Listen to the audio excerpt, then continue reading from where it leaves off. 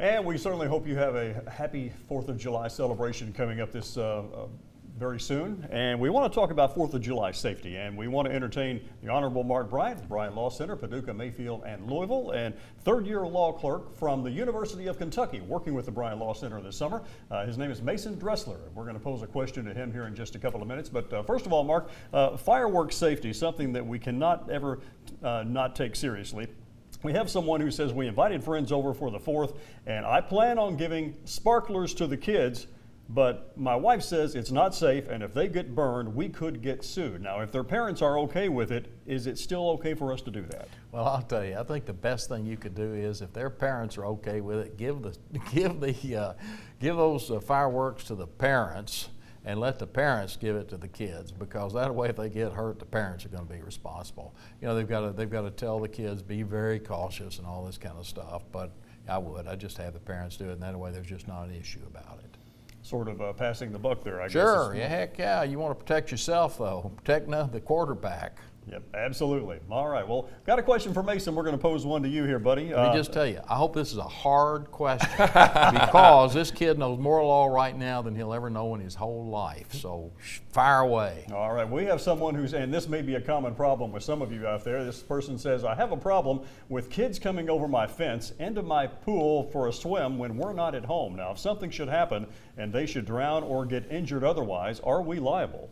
Yeah, well, I'll tell you, we'll do a little history lesson on torts and how to protect yourself, but it's governed by this big book called the Restatement of Torts, and I'll avoid going too in depth about it, but the restatement tells us that there's about 5 factors that you need to keep in mind while you're protecting yourself.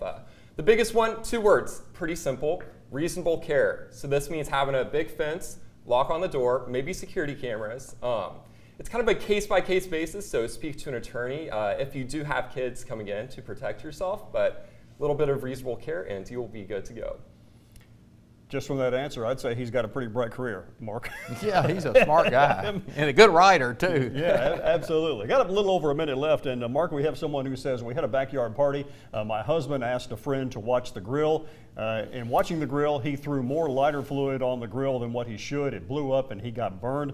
Now, this guy says we're responsible, but we don't think so. Are we responsible for his burns? Well, the law is pretty clear on that. If unless there was some kind of a malfunction with that grill, you don't have any responsibility for it. The guy was not really smart when he threw more lighter fluid on there, or gasoline, or what it is he threw on there, and as a result of that, he's going to be responsible for his own damages, unless, like I said, there was some kind of a problem.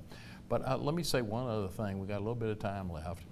If somebody drowns in a swimming pool, I don't care what the situation is, you need to call a lawyer that knows what they're doing, because we've had cases where we really thought that nothing good could come out of it and ended up getting a major settlement out of insurance companies over it. So just because what Mason said, and that is correct about trespassers, but just because he said it still doesn't mean you shouldn't call a lawyer. Always consult a lawyer to get their opinion and to have one on your side. That's what they're here for. So our thanks to